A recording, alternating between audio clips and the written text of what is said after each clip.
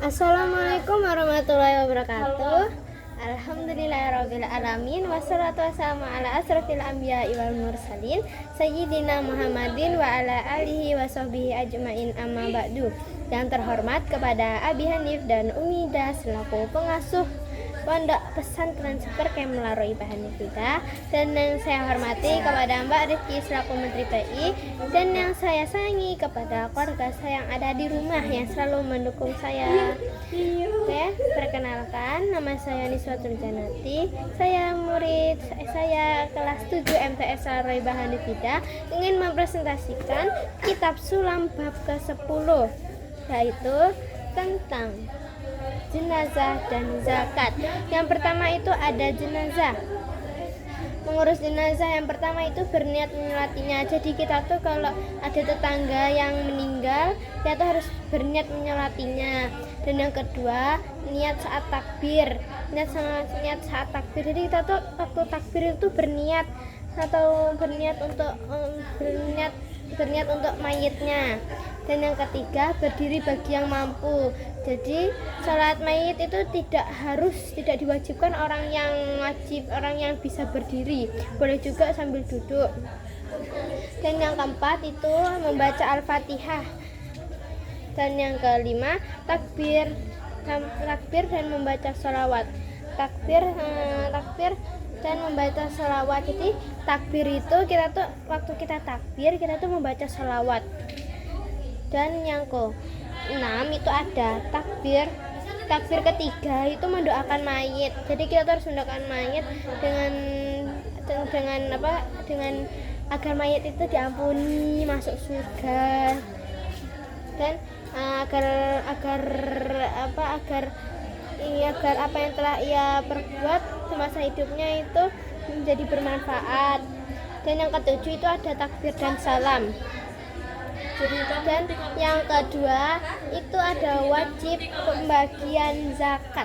Yang pertama, jadi orang-orang yang wajib dibagikan zakat itu ada orang-orang fakir. Yang kedua ada orang-orang miskin. Jadi kalau itu ada zakat fitrah, kita itu harus membagikannya kepada orang-orang fakir dan orang-orang miskin. Dan yang ketiga, pembagian zakat, yaitu membagikan zakat kepada orang yang kurang mampu atau orang yang tidak mempunyai pekerjaan yang tetap ya. Dan yang keempat, mu'alaf, baru masuk Islam. Jadi kita tuh harus mengasih zakat kepada orang yang baru masuk Islam agar dia tuh tahu tentang zakat. Dan yang kelima, hamba sahaya. Dan yang keenam itu ada ibnu sabil, yaitu orang berpergian. Jadi kalau ada orang berpergian kita tuh harus memberinya zakat. Dan yang ketujuh, orang yang banyak utang. Jadi kalau kita melihat orang yang banyak utang atau kita tuh mempunyai saudara yang banyak utang, kita tuh harus mengasihnya beras agar meringankan biaya kehidupannya. Dan yang kedelapan itu ada orang yang berjihad di jalan Allah. Oke, cabang yang ketiga itu ada wajib mengeluarkan zakat. Yang pertama itu unta. Jadi yang wajib zakat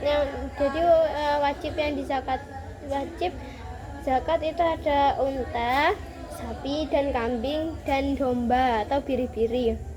Yang kedua itu ada kurma dan anggur kering. Yang ketiga ada tanaman pokok seperti nasi, jagung, pokoknya makanan pokok atau makanan kehidupan sehari-hari, atau buah-buahan, sayur-sayuran, atau makanan berbiji. Yang keempat itu ada emas dan perak. Dan yang kelima itu ada harta karun.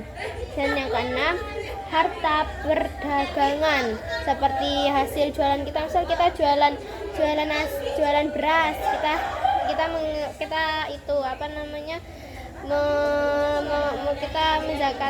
memberi zakat, kita berzakat beras. Dan yang ketujuh, zakat fitrah. Nah, jadi setiap orang Islam itu wajib melaksanakan zakat fitrah. Dan zakat itu dibagi menjadi dua, yaitu zakat mal dan zakat fitrah. Kalau zakat fitrah itu zakat fitrah itu berupa pokok, kalau zakat mal itu berupa berupa benda, ya berupa harta kita. Oke, cukup sekian dari saya. Apabila ada salah kata saya mohon maaf sebesar-besarnya. Saya akhiri wabillahi taufiq wal hidayah. Assalamualaikum warahmatullahi wabarakatuh.